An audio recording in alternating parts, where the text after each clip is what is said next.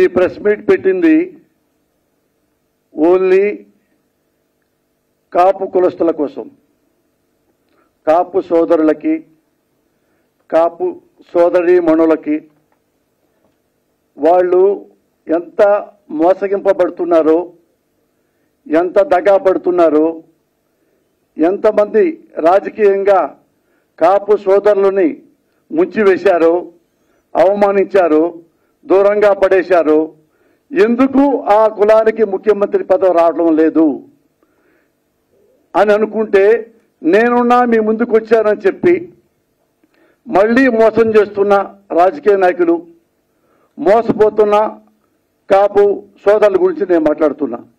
ఇది మాట్లాడాలి అంటే 1988కి వెళ్ళాలి. చూశారుగా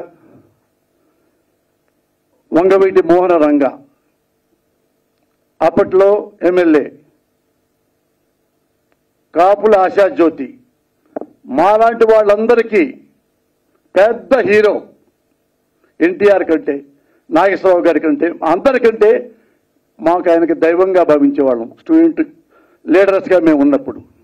అతన్ని ఎలా చంపారో ఈ పోస్టర్లో నేను చెప్పదలుచుకున్నా. గొంతు కోసి, ఆల్మోస్ట్ 90% గొంతు కోసి, చచ్చాడా లేదా అని చేయబెట్టి చూసి ఆ బాడీని పడవేసి వెళ్ళిన వాళ్ళు. రంగాని ఎవరు చంపారు అన్న కాదు, ఎవరు చంపించాడు అంటే ఇదిగో ఆ పెద్ద మనిషి. ధైర్యంగా చెప్తున్నా, నారా చంద్రబాబు నాయుడు వంగవీటి మోహన రంగా గారిని చంపించాడు. అది అందరూ తెలుసు, అది అందరికీ తెలుసు. రంగా గారి అబ్బాయి తెలుసు, ఆ అబ్బాయి క్లిప్పింగ్స్ ఇప్పుడు ఉన్నాయి, పెద్ద పెద్ద వాళ్ళందరూ తెలుసు, ఆంధ్రలో ప్రతి వాడికి తెలుసు. 1988లో ఆయన ఎమ్మెల్యేగా ఉన్నప్పుడు కృష్ణా జిల్లా, గుంటూరు జిల్లా, ఈస్ట్ గోదావరి జిల్లా, వెస్ట్ గోదావరి జిల్లా, ప్రకాశం, ఈ 5 జిల్లాల్లో దగ్గర దగ్గర 60 నుంచి 70 ఎమ్మెల్యే సీట్లు ఉంటే ఆ 5 జిల్లాలకి ఈ 60-70 ఎమ్మెల్యేలకు ఈ రంగా గారే ప్రభావితం చేసేవాళ్ళు. ఆ 5 జిల్లాల్లో ఎన్టీ రామారావు కంటే మహా గొప్ప నాయకుడు రంగా గారు. ఈ రంగా గారు బతికితే ఈ 5 జిల్లాల్లో ఎమ్మెల్యే సీట్లు ప్రభావితం చేస్తే మనకు రాజకీయ భవిష్యత్తు ఉండదు, ఇతను చంపాల్సిందే అని కంకణం కట్టుకున్నాడు నారా చంద్రబాబు నాయుడు. అప్పటి నుంచి ఆ ప్రభుత్వ యంత్రాంగం కానీ, పెద్దలు కానీ, మరొకరు కానీ రంగా గారిని ఎంత హింసించారో జర్నలిస్టులు అందరికీ తెలుసు.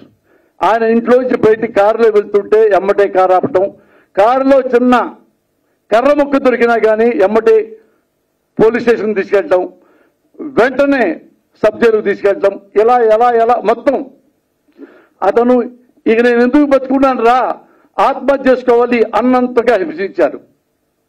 ఒక స్టేజ్లో తెలిసిపోయింది రంగా గారికి, నన్ను డెఫినెట్గా చంపేస్తారు.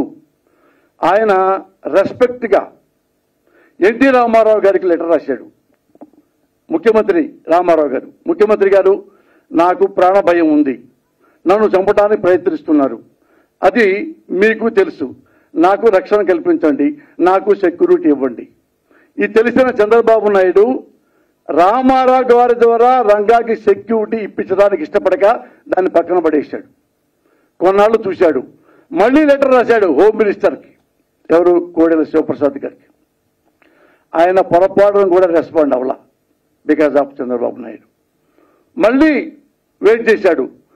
ఇక ఆంధ్రప్రదేశ్ ప్రభుత్వం ద్వారా ఒక్క ఎమ్మెల్యే నాకు ప్రాణ రక్షణ కావాలి అంటే ఎవరి ప్రభుత్వాన్ని, ఆ ప్రభుత్వాన్ని అప్పుడు మనం చూసాం. ఆయన ధైర్యంగా కేంద్రానికి లెటర్ రాశాడు రాజీవ్ గాంధీ గారికి, అప్పుడు ఆయన ప్రధానమంత్రి.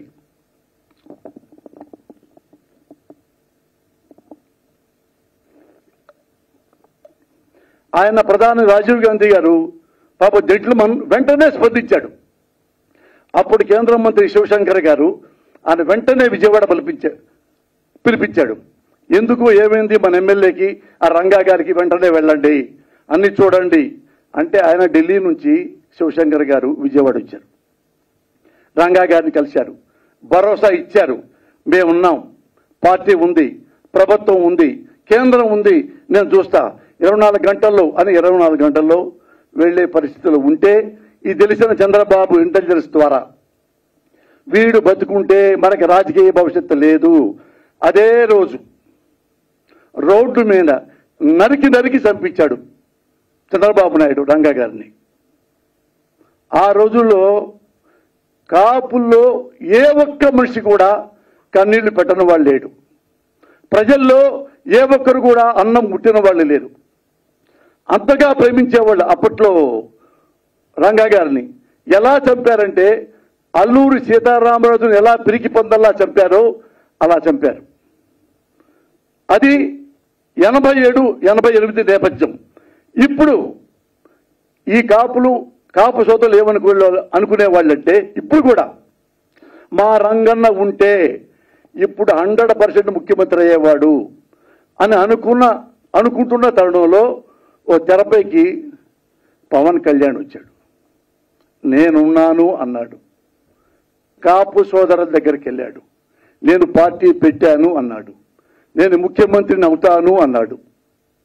మీ అందరూ నాకు అండగా ఉంటే అన్నాడు అని చంద్రబాబు నాయుడిని, బాలకృష్ణని, నారా లోకేష్ బాబుని, పవన్ కళ్యాణ్ తిట్టులేవు, పచ్చి బూతులు తిట్టాడు చంద్రబాబుని. నారా లోకేష్ అయితే మీకు చెప్పకల్లా, బాలకృష్ణ అయితే మీకు చెప్పకల్లా ఘోరంగా తిట్టాడు. కాపు సోదరులు నమ్మారు, క్లాప్స్ కొట్టారు.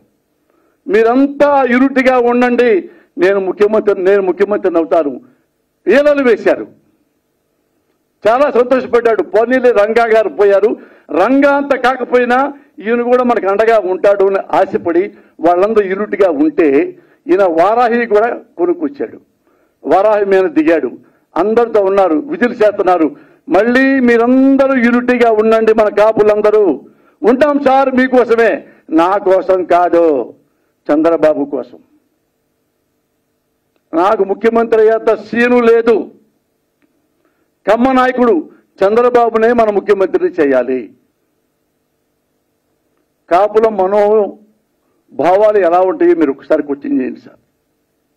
నేను ఎందుకు ఈ మాట్లాడుతున్నానంటే నేను ఏదో జగన్ గారి సపోర్ట్ చేస్తానని ఇంకోళ్ళు సపోర్ట్ చేయాలని కాదు. నేను ఓటర్ని, నేను సామాజికంలో ఒకరిని, ఒక పౌరుని, భారతదేశంలో ఒక రాజకీయ నాయకుడు ఒక పార్టీ పెట్టి నేను చేస్తానంటే ఆలకిస్తా.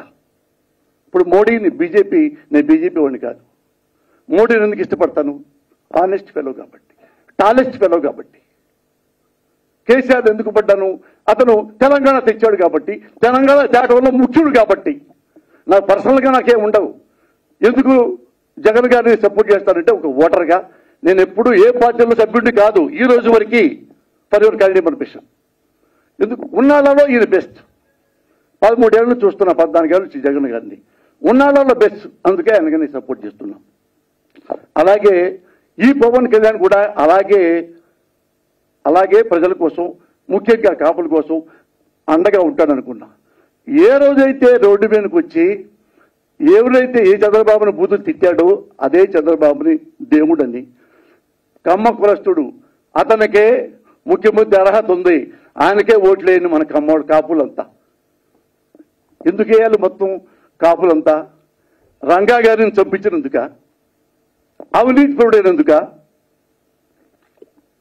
దేనికో చెప్పండి అంటే అడగొద్దు, సలహాలు అడగొద్దు అన్నాను. సలహాలు అడిగారంటే, నాతో ఇట్లా ప్రశ్నించారంటే మీరు వైసీపీ గూఢాచారం అని అనుకోవాల్సి వస్తుంది అని ఒక మాట మాట్లాడతాడు. వాళ్ళు అన్నారు, ఏమండి అతను పబ్లిక్గా మన రంగాన్ని ముక్కలుగా చెప్పేస్తే అతనికి ఎలా మేము ఓటేస్తాం? ఆయనకే ఓటేయాలి. రంగాన్ని చంపినా సరే ఆయనకే ఓటేయాలి, కమ్మడికే ఓటేయాలి, కమ్మడే ముఖ్యమంత్రి కావాలి. మరి మా కాపులో లేదా ముఖ్యమంత్రి అయ్యేవాళ్ళు? కాపులు ఎంతమంది చదువుకున్నారు, ఎంత లెజెండ్స్ ఉన్నారు, ఎంత లెక్చరర్స్, ప్రొఫెసర్స్, ఇండస్ట్రియలిస్టులు, ఐఏఎస్లు, ఐపీఎస్లు, హానెస్ట్ ఫెలోస్, కాపుల కోసం ప్రాణం ఇచ్చే నాయకులు ఎంతమంది లేరు? నీ చేత కాదు, నువ్వు చేయనన్నావు, ఇంకో కాపు కులాన్ని పెట్టావు, ఇంకో కాపు సోదరులు పెట్టు ముఖ్యమంత్రి క్యాండిడేట్గా. నువ్వు చంద్రబాబుకు తిట్టి అప్పుడు క్లాప్స్ కొట్టించి నువ్వే మళ్ళీ చంద్రబాబు క్లాప్స్ కొట్టమంటావు? ఏమండి రంగా మీకు కాపులేటి ఫీలింగ్ లేదా? ఉందని చెప్పారు, మేము అనుకున్నాం. మరి రంగా గారు చెప్పినప్పుడు మీరే చూడడానికి వచ్చారా? కానీ మీ ఇంట్లో ఉండేనా ఖండించారా? ఖండించరా? రంగా గురించి చెప్పలా. మరి ఏం మన ఈయన ఉన్నాడు ముద్దగా పద్మనాభం గారు, ఆయన మెడబెట్టి నెట్టారు, అరెస్ట్ చేశారు చంద్రబాబు నాయుడు గారి ప్రభుత్వంలో. ఆడపిల్లల్ని ఆడపడుతుల్ని ఏడ్చేలా చేసి జీబీకి ఇచ్చారు, అరెస్ట్ చేశారు, అంత అవమానించారు మన కాపుకోలు వస్తుంది. అప్పుడు ఆయన ఇంటికి వెళ్ళలేదే, ఈ ఖండించలేదే, కబడ్డారు అనలేదే. కానీ నువ్వేం చేశావు?